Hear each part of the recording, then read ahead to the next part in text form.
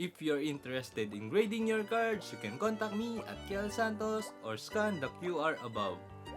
We grade PSA, PGS, and TAG. So thank you guys for your support. Back to the video guys! So welcome back to another episode of opening na naman tayo guys. So meron na naman tayong PSA return. Ngayon, unbox na natin. So this batch is last November pa yata. Oo. Last November pa guys. So ngayon lang dumating. Let's go.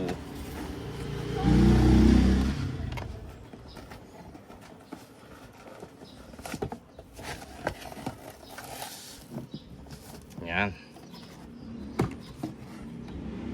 First card will be Verona PSA 10. Wow, what a nice naman to. Next, Oricorio PSA 10. For one piece Nami PSA 10. So if you're interested in grading your cards, you can contact me at Kiel Santos. Or kung taga Tarlac lang kayo, pwede nyo drop off sa Ready Game Start sa Cafe Manaya. Malapit lang siya sa SM guys. Altart Luffy PSA 10 Japanese, puro Japanese One Piece guys Robin PSA 10. Ang ganda nito. Gusto ko yung Nami at saka Robin guys. And this is mine, Meowth PSA 10. So kung gusto nyo makita yung mga cards nyo dito guys, pag-grade na kayo. PSA 10. So why choose grading? Para tumaas yung value ng cards nyo at saka mas ma-preserve. Lalo na kung mataas yung gem rate ng card nyo. Tsaka okay na okay. PSA 10. Another one.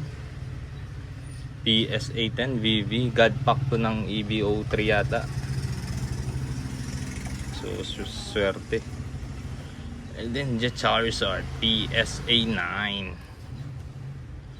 Next one, the Gold Charizard PSA 9. Oh, kasi guys. Ayan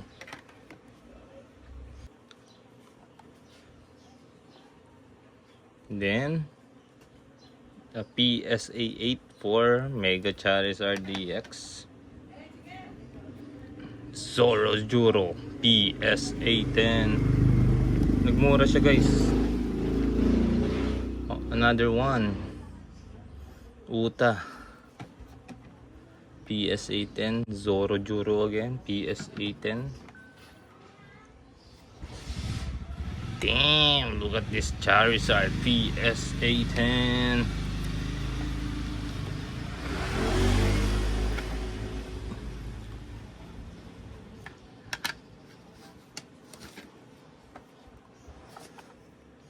And we got another Charizard PSA 9. Oricorio PSA 10. And lastly, the Boa Hancock PSA 10. Let's go. So far, so goods lahat ng mga grading natin guys. Walang masama sa mga grades na lumabas At least magaganda yung kinalabas ng batch 42. So if you're interested guys, nag-start na rin kasi akong bumili ng mga slabs pang ipon ko. So kung meron kayo dyan, benta nyo lang ako. PM lang din kayo. Nag-accept na rin kaming tag guys. So ayun, if may tag kayo, pwede nyo akong PM. Sequential 10, grabe naman to. Sequential 10 God pack. Damn.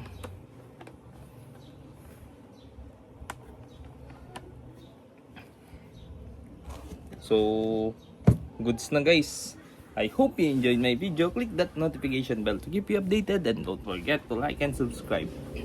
Remind you guys, ito ay dumating last this day and pinag-grade namin to last November or October. So ganun katagal yung magpa-grade guys.